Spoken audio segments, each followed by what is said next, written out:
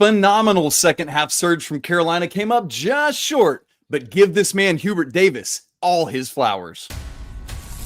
This is Tyler Hansbrough, and you're listening to Locked On Tar Heels. You are Locked On Tar Heels, your daily podcast on the UNC Tar Heels. Part of the Locked On Podcast Network, your team every day. Hey there, what's up, everybody? It's Friday, November 8th, 2024. Welcome into this live reaction postcast edition of the Locked On Tar Heels podcast, the only daily North Carolina show out there.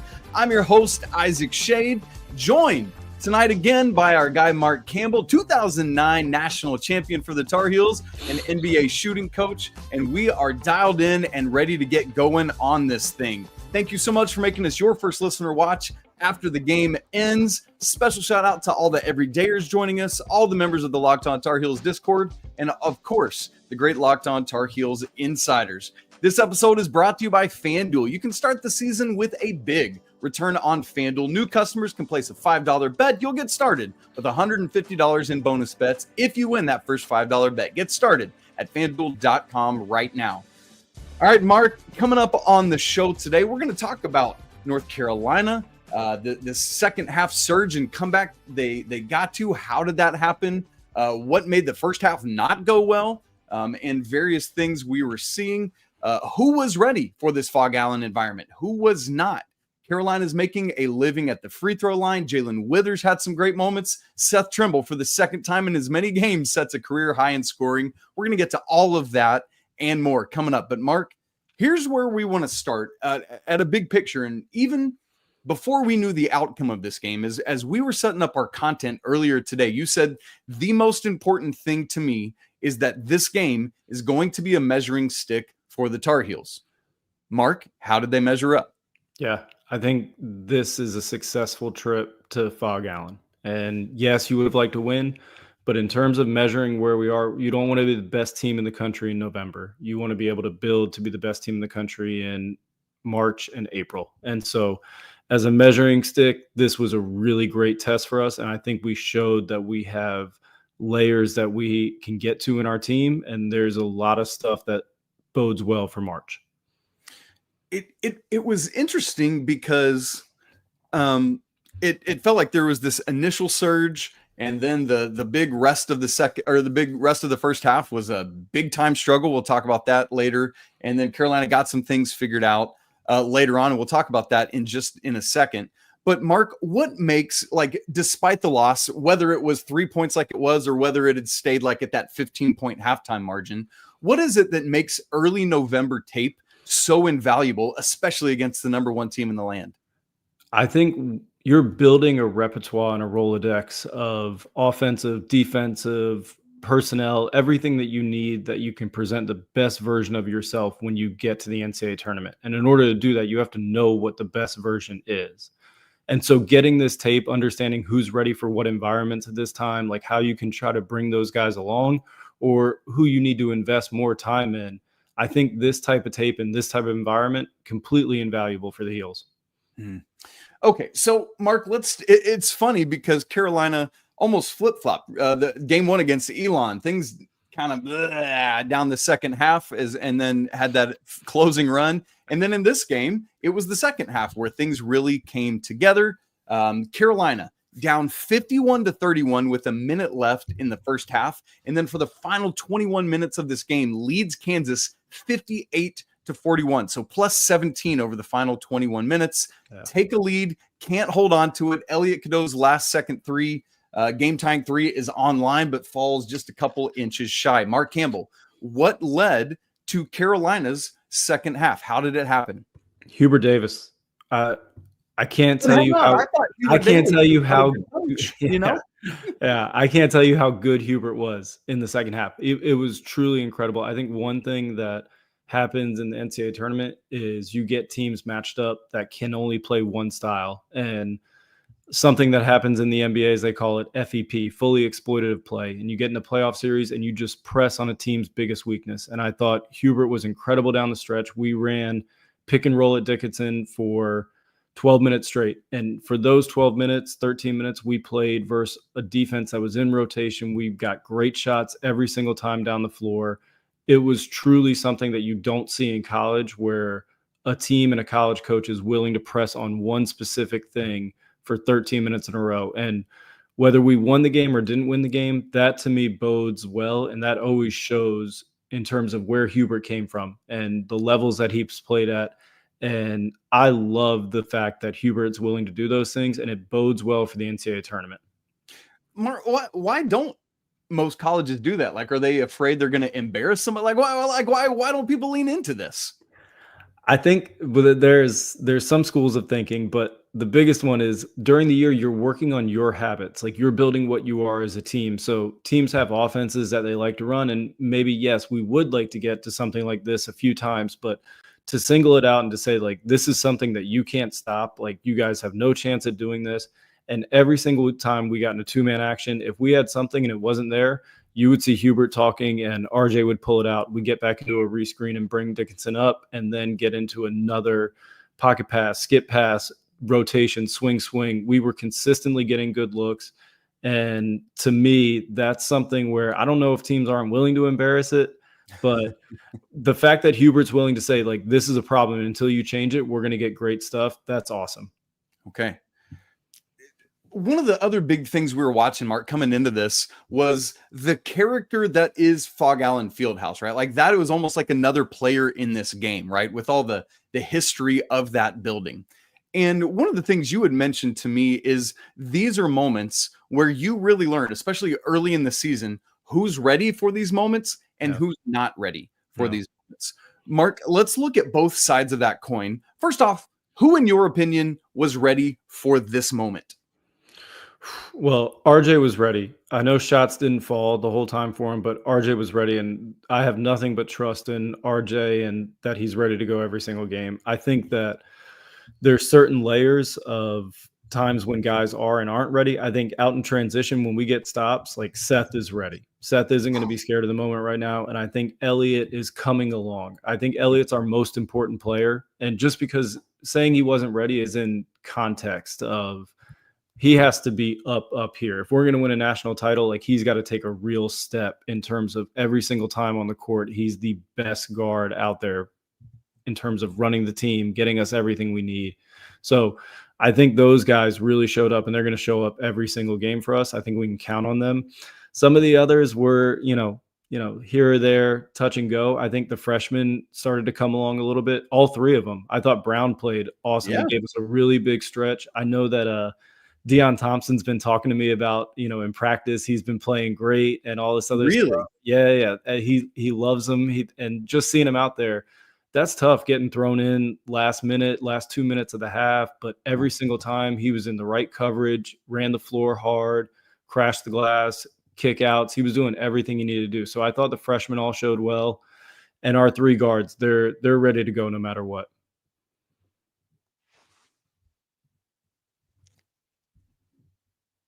I think I lost you there for a second, Mark. Wait, okay, the three guards. Sorry, go ahead. No, they're ready to go no matter what. They're ready to go no matter what. Yeah. Man, James Brown, let's sit on that for a second, because at the end of the first half, Van Allen Lubin, both Jaylens, and Ty Claude each had 2 or more fouls. So out of necessity, Coach Davis goes to James Brown, and he does all those things, including what I thought was a critical offensive rebound and putback to cut that lead from 17 to 15 at the first half buzzer going to halftime. And so, like, that mattered in the second half. And so I think you're right. He showed up. Ian Jackson looked much more ready in the first half. I don't think he played as much in the second half. Let me look at the box score really quick here. Ian, 4 minutes in the second half, 2 points. Drake played 5 minutes in the second half. But yeah, both of them did some great things there. But Mark, you talked about the three guards being ready. What was interesting, you talked about struggles kind of shooting. The three of them combined in this game, Elliot Cadeau, RJ Davis, Seth Trimble, 10 of 36 from the field. That's not great. I love that they're shooting, but at the free throw line, 25 of 27 for that trio combined. Yeah.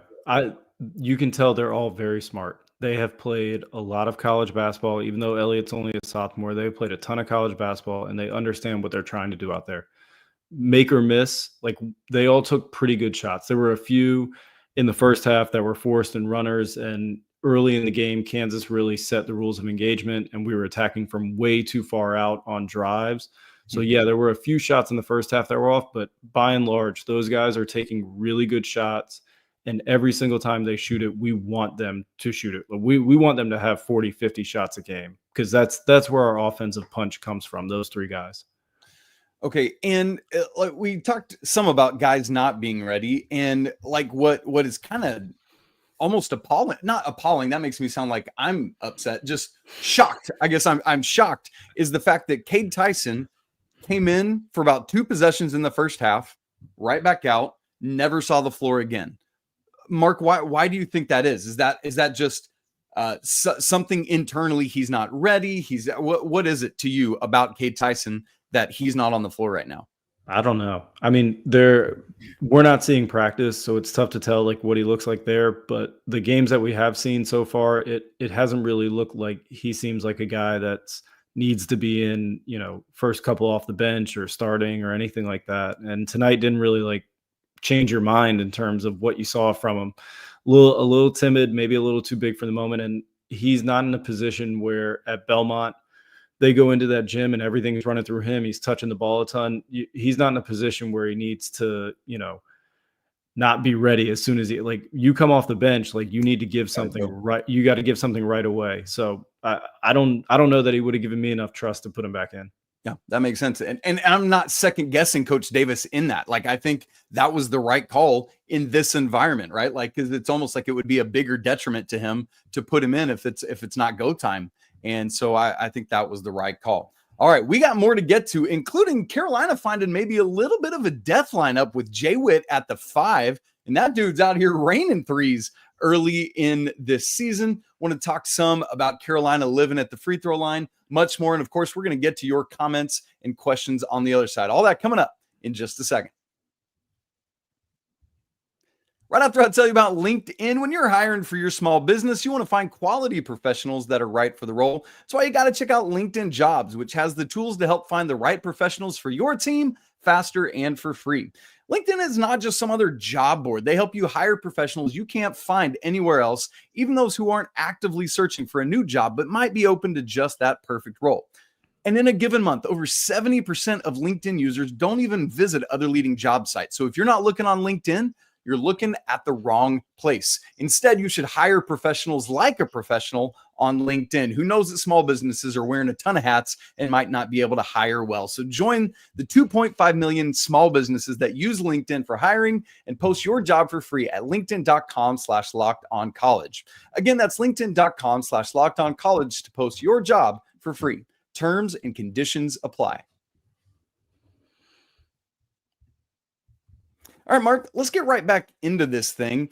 And we mentioned the 25 of 27 for Carolina from the 3 starting guards. In totality, here's what Carolina has done at the line so far this season. Mark, you ready for this?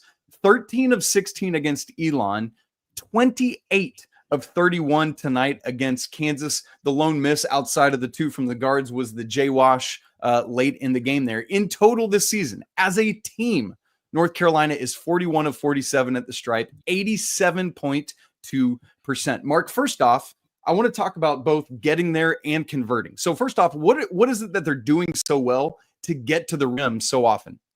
Yeah, well, stops really help. Stops and getting out in transition. I mean, Seth is a load in transition. He is one of the best downhill attackers, I think, in college basketball. Just an absolute grenade with the basketball in his hand. So I think Seth getting out in transition, he's going to live at the free throw line if they're getting stops and running. Elliot and RJ are just both incredibly intelligent in terms of their movement, in terms of feeling contact, getting early wins when they have the ball, early wins, getting neutral and then attack with a defender and getting a hip turn, feeling pressure, feeling contact, knowing when to put it up. So I think those two are incredibly intelligent when it comes to half court stuff. And more so than anything, when you're playing with 3 guards that can all handle the ball, that are all explosive downhill, you're more than likely going to A, get hip turns and get the defense in rotation, and then B, have them either finish if there's no help, or if there's early help, have the right pass be made and the rotations keep coming. And when you're playing against a defense that's rotating, It's really difficult for any defender to get a chest square to you. So you're going to get a lot of bumps, a lot of things where you're going to be able to get contact and go to the line. So from what you're seeing, like, this feels to me like this is going to be part of the DNA of Carolina. They made a living at the free throw line last year, and I think they can even make more of a living at the free throw line this year. Mark, do you feel like that is a long-term, successful, consistent possibility for Hubert Davis's club? Absolutely. The more that we get comfortable with extending the defensive pressure, being the ones to set the rules of engagement in terms of ball pressure, denying, things like that, the more we get comfortable with that, the more we're rebounding, getting turnovers, getting out and running, the easier it's going to be to keep teams in rotations, to get early fouls. But having 3 guards that can handle it and attack downhill the way these guys do, it bodes incredibly well for us. A, getting great shots every possession, and then B, being able to live in the paint and at the free throw line where you can be the most effective. Okay. And also with those guards, something that's been really impressive to me. Yes, first half was a struggle with turnovers 7, but then just 4 more in the second half for 11 total in the game. On the season, Mark, Carolina right now has an 11.2% turnover ratio, which is 3 percentage points lower than the 14% they had last year, which was the lowest they've ever had in the Ken Pom era. And so, like, I just think we're seeing good early returns from starting these 3 guards. Do you think that Hubert Davis believes that is also a true long-term, season-long thing that he should stick with? This is our starting lineup. Okay. I would be shocked if either one of these 3 guards comes out of the lineup. And obviously the most likely would be Seth, but I mean, Seth is playing incredible. And I have to be honest, Seth coming back, Danny Green and I were roommates at Carolina, and Danny invested heavily in Seth this summer. Danny came to town, spent 2 weeks with Seth. I mean, we were in the gym every single day. Danny brought people in. Danny brought Seth out to LA. I mean, Seth has been taken under his wing. I know Danny called, and it was a big deal when he entered the portal. And to see Seth come back and pop like this isn't shocking. And it's because Seth put in the work. This isn't just something where Seth woke up and, he was like, oh, I'm better. Seth has been consistently, he's been consistently grinding on this, and he's done all the work when nobody's been watching. And now he's reaping the fruits of that on the biggest stage, where he's just going out there and being himself. And there's nothing that you want more as a player to just be able to go out there and be yourself. And the only way to do it is if you've actually put the time in and worked under the hood. Man, and Seth, like, in addition to just everything else he's doing, not for his first 2 seasons, not a great free throw shooter, 10 of 10 tonight at the stripe. I mean, it's just bonkers. Mark, you love to see what's happening with Seth, who, by the way, has now set career highs in back-to-back games, 15 points against Elon, and then 19 tonight at Kansas to lead the Tar Heels over RJ Davis's 16 points. I'm still in shock by that being a reality, but it's great news for Carolina to have somebody else around RJ that's going to be that consistent. So you mentioned this is the starting lineup. Part of it is I want to take a look at Jaylen Withers, Mark. First half of this game, Jaylen Withers in 6 minutes has 2 fouls, 0 points, 3 boards, and no other numbers on his stat sheet. Second half, different story. 17 minutes, 11 points, 4 of 6 from the field, 3 of 5 from 3, 6 more rebounds, just 1 more foul, and a steal and a turnover. So for the game, he falls just 1 rebound shy of starting the season with back-to-back double-doubles. The entirety of last year, Jaylen Withers hit 4 threes. Mark Campbell, he's hit 5 in the first 2 games of the 24-25 season. What is it that Jaylen Withers is doing, particularly in the second half tonight, that is allowing him to be a more consistent version of himself? Yeah, I think he's a linchpin guy for us. I think it's pretty obvious when he's in there, he allows our lineup to have a little bit more bite to it, a little bit more toughness, a little bit more athleticism, a little bit more size. And then the versatility that he has when he's at the 4, we're able to go X5 pick and roll, and he's spaced to the corner, and he got wide open corner threes. We talked about putting Dickinson in the action, and they had low man help shaded over because we were getting so many dives on pocket passes. He's hitting skip corner threes, and then we're able to put him at the 5 and get a little, freaky with the lineups, honestly, with putting Drake at the 4, and they get scary athletic out there. You can put him at the 5 and we can go pick and pop with him. He had a pick and pop 3. He can also dive. He's a tough player. And I think he's one of those guys who's probably not going to be, the one that pops with the 3 guards getting all the attention, but he's the linchpin guy. He opens up a ton of things. And we talked on the previous show, it's going to take somebody that's willing to do the dirty work, somebody that's willing to sacrifice. And I think he only shot 4 shots, or does that say 6 shots? For the game. Yeah. Only 6. Is that right? Yep. Six total shots. Yeah. 6 total shots. So like he's sacrificing. Like the guards are going to take the majority of the shots. He's leaning into that, but he's the one that really sets the break off with rebounding. He's the one that brings defensive versatility, and having him in the game is a really good thing for us right now. Which is a wild thing to say that I don't think we probably thought we would have said earlier this summer. In the same vein that I don't think I would have said Seth Trimble, I expected to be Carolina's leading scorer at Kansas and part of the starting lineup. And both of those guys, both of those guys had every reason to shell up. And this is why there's optimism coming from this game. And this is why it's a measuring stick game. And this is why the classic Roy Williams, you can look at things as stumbling blocks or stepping stones. And so not only this game, but what happened to him against Alabama, what happened to Seth in the transfer portal, like these guys could consistently, easily look down on themselves and be like, woe is me. But they have been in the gym constantly. I've seen both of them working, and they have come out, and you only have confidence from the actual work. And so they have put the work in to be able to come out here and play free, play confident, and they're just leaving it all out there. And one of the things that's so nice for me as somebody that's been there, but anything working with players before, is like when you see a guy put the work in, when you see some failure happen and then have a little bit of self-awareness, put the work in and have some success, there's nothing better than that. Man, I'm very curious you were talking about some of those getting freaky with some of these lineups. I'm really curious, Mark, to start digging in on the box score of the weekend. And I want to see what that kind of death lineup of the 3 starting guards plus Drake and Jay Witt.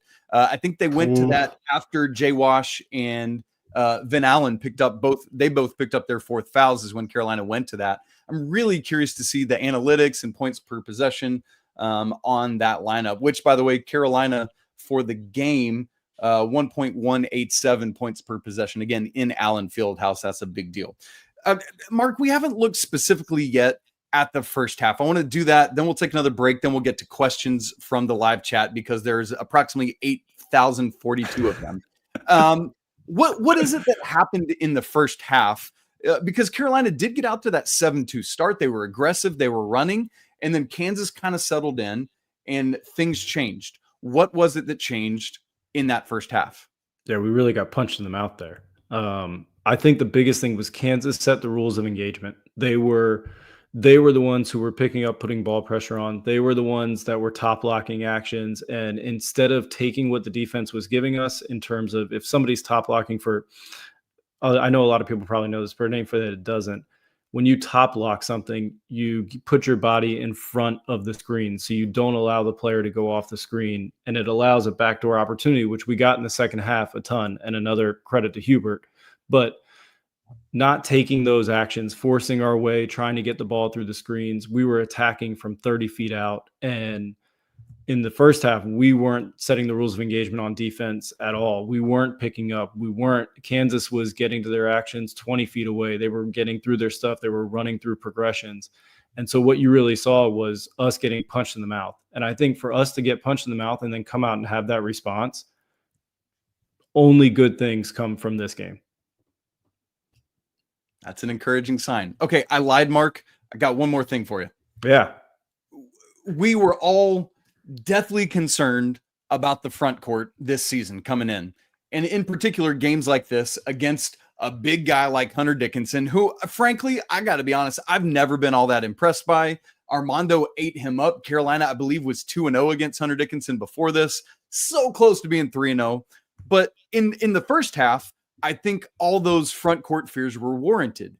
And then in the second half, as Coach Davis took over in the way that you so wonderfully laid out earlier, is that the recipe for how Carolina can manage this season with their front court? Was the recipe we saw in the second half? Does that take the fear away for you?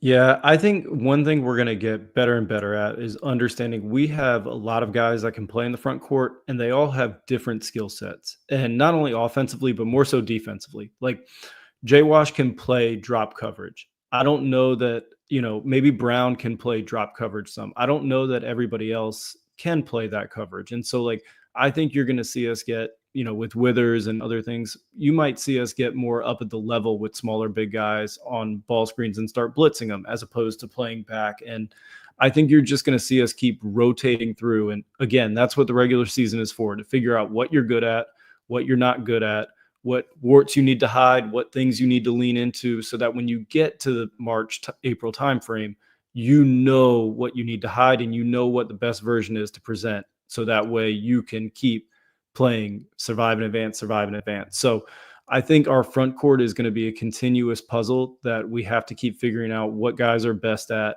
and what they aren't, and how to better suit them and better give them a chance to succeed.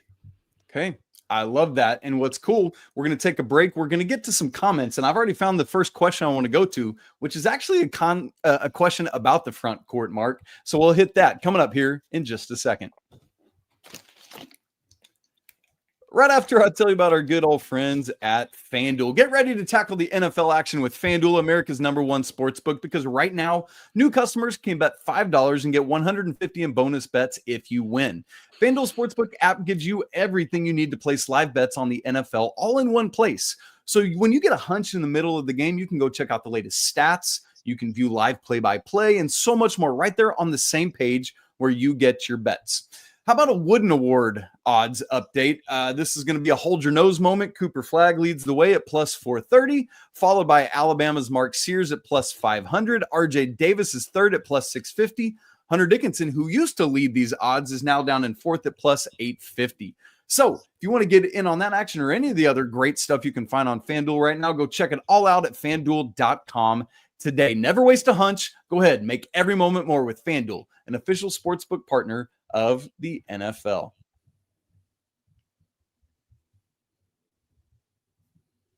All right, Mark, we're going to get now into looking at some questions coming in from everybody. And the first one I want to get to is this. It comes from Derekth.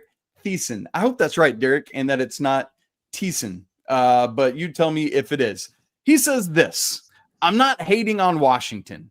I'm going to assume that means Jaylen and not like George or the state or the District of Columbia. But I'm not hating on Washington. But do you think we could maybe see Van Allen Lubin start at the 5? And I'm going to assume that means with the other 4 that have started, the 3 guards plus Jaylen Withers. And in this scenario, Van Allen Lubin at the 5, who gave some, I thought, really nice minutes in the middle portion of the second half. What do you think, Mark? No. Why not? I think he's just not as good a player. Okay. And I think that Van Allen Lubin is a good player. Like he did some really nice things for us, but I don't think he's a starting 5 for us over Washington. I think Washington gives us a vertical rim threat. He also allows us to stretch the floor. He can play drop coverage. He's only going to get better and better. So I think that Washington is our 5. He's going to be our 5-man, and everything else will be a change up in terms of giving him rest and making sure that he's ready to go. But like, he played 18 minutes. Like we do have more of a committee right now. Nobody has taken the reins of this is my spot, but I think he's definitely our most talented 5 guy, and he gives us the most defensive optionality as well. This one comes from our guy, the Nintendo Nerd. What's up, Nintendo Nerd? He says, and I hadn't even realized this yet, Mark, so I'm so glad Nintendo Nerd pointed it out. Can we talk about how we just out-rebounded Kansas? Sure, it was only by 1, but that's huge. I'm going to look at the numbers really quick here, Mark, as we look into it. Carolina finishes with 40 total rebounds, 10 of them offensive. The Jaylens led the way with 9 each. Nobody else had more than 4, but every Tar Heel that played in this game, save for Cade Tyson, who again played less than a minute, had at least 1 rebound. As for Kansas, they must have had 39, since Nintendo said we won by 1 in the rebounding battle. Mark, again, we talked about Carolina's front court. There's all this concern over rebounding, but here Carolina is out rebounding Kansas at Kansas. Is this important, or is it a nothing burger to you? I don't think this is something that has to be harped on. We are consistently a good rebounding team. It's something when you play fast and you put defensive pressure on people, you can get out and go. And so rebounding is the first step to getting out and going. So it's a consistent topic of conversation at practice and something that's keyed in on. And from the day that probably Coach Smith was there or Frank McGuire was there, it's probably been like one of the most important things. And in pickup during the summer, when I was there, they only charted a few things: wins, losses, turnovers, and rebounds. And so rebounds are incredibly important because they're the first outlet pass. And without those, we're not running. So no, not shocking. And no, not a big deal. I'm curious. I heard several people mention this next one here, Mark, and I'm curious your thoughts on this as a player, less so the analyst hat on right now. This comes from AR1AJW5. Says, can we talk about why Hubert Davis always takes someone out early in the game when they start on fire? For example, he took out Ian Jackson after starting 3 of 3. He did it all the time with Janie when he would put in Dawson. I'm assuming that means Brady Manick when he would put in Dawson Garcia. I'm just trying to interpret that. Mark, is this a thing? Like Ian Jackson did start off hot in this game, was 3 for 3. And then I saw multiple people like in our Locked On Tar Heels Discord, like, why is Ian all of a sudden coming out? This is breaking rhythm. Is that a thing to you? Or are you, again, similar to what we said about rebounding, is it just kind of whatever, I'm not concerned? That's their rotation. Like Ian has had opportunities to outplay Seth to be the starter, as Seth has consistently outplayed Ian from starting and from what we've seen. I think there's going to be opportunities where Ian can grab more and more minutes as he consistently plays well. But I don't think it's something of Ian was on fire and, he needed to stay in. Like, it was nice to see both of the freshmen wake up a little bit. I think the first couple touches for them, they were a little shaky. It was really nice to see both of them wake up and get in the swing of it and then continuously play well. Drake, I think we got a lot of good defensive stuff from Drake. I think we saw a lot of good stuff with Drake at the 4, with, Withers at the 5. But at some point, we're going to have to see Drake really start to catch closeout opportunities and make quick decisions and not shuffle with the ball or, do anything like that. But it's great to see Ian score. But Ian's coming off the bench right now. And so, starters have earned the right through consistent play to come back in.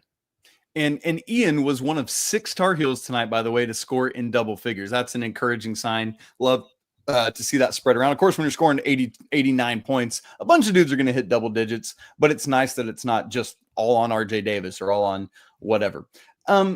Mark, just in general, here's another substitution question. So it just stays in this same vein.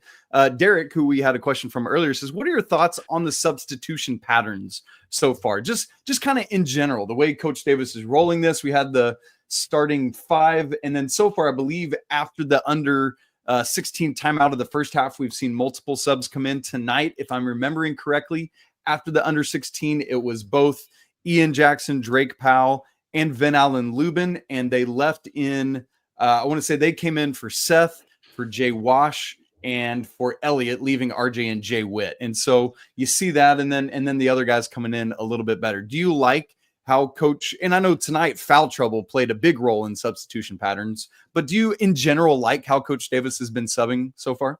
Yeah, I think we're in small sample size. I think Elon, you probably saw a lot bigger rotation trying to get guys reps. I think you probably saw a little bit closer to what it would look like in a tournament game or something like that. The leash would probably be even a little bit shorter tonight on some of those patterns if this was really like a do or die game.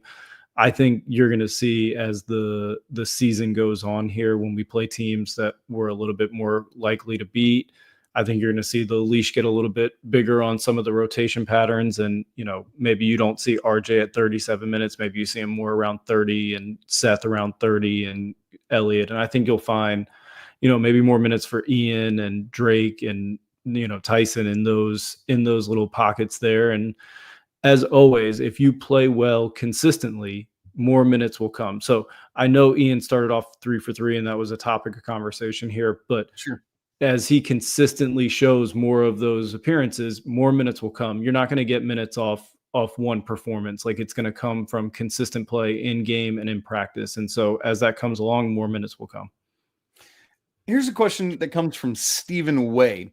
Amazing comeback, but a couple of questionable threes at the end. Would have liked to have seen Seth Trimble take it to the hoop, maybe make it and get fouled instead of J-Wash jacking up that three near the end. There was the Jalen Washington three in the corner right in front of the Carolina bench. I think Jaylen Withers had another attempt, and then obviously the Elliot one at the end. And I think, if I remember correctly, and I can look while you're talking, Mark, but Carolina, I think, missed their final 5 threes. And I mean, this comes on a night where Elliot is 0 of 3 from 3. RJ is 1 of 7. Seth is 1 of 3.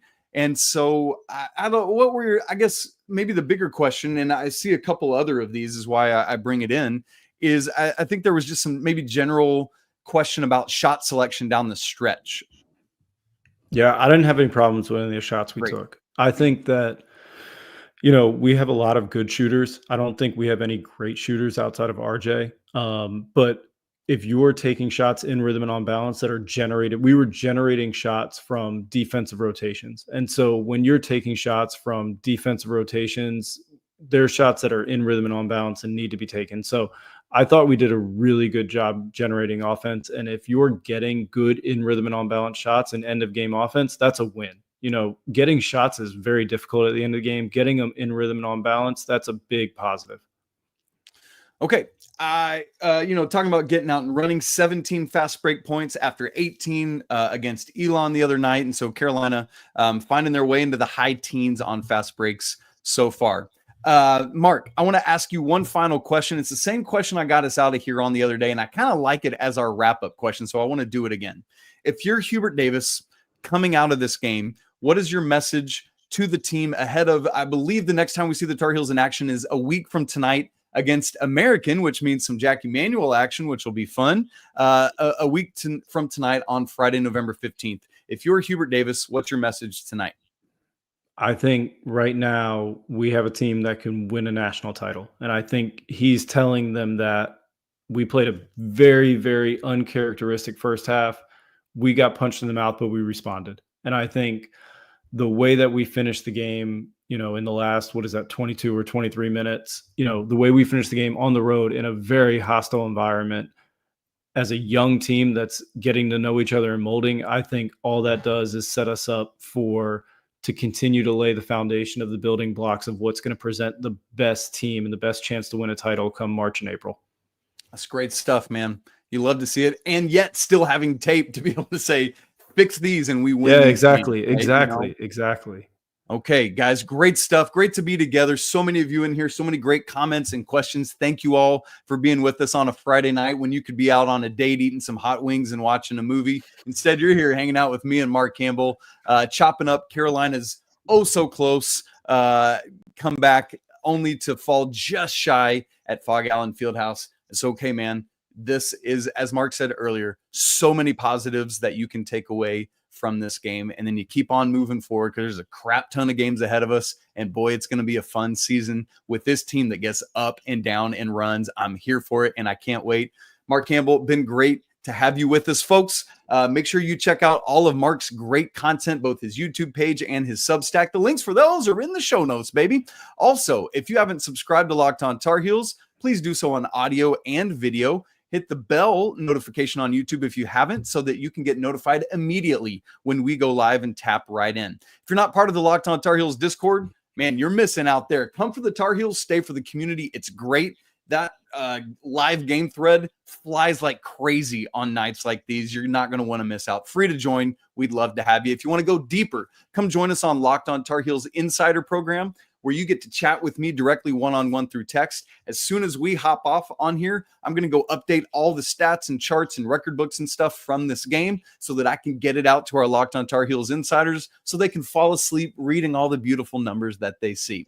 All right, guys, you know the drill. It's always a great day to be a Tar Heel. We'll be back again on Monday to break down this game even more and talk about all sorts of great stuff. We'll be back with you then. Have a great weekend. Until then. Hey, by the way, congrats to Carolina Field Hockey, ACC champs earlier today. Coach Aaron Mathen has that thing rolling. Good grief, knocking off BC. Women's soccer team goes for the ACC championship Sunday against Florida State after knocking off who? The number 1 team in the nation, Duke, last night in a classic game. All right, now we can say it. We'll talk to you again on Monday, but until then, here's those deuces. Peace.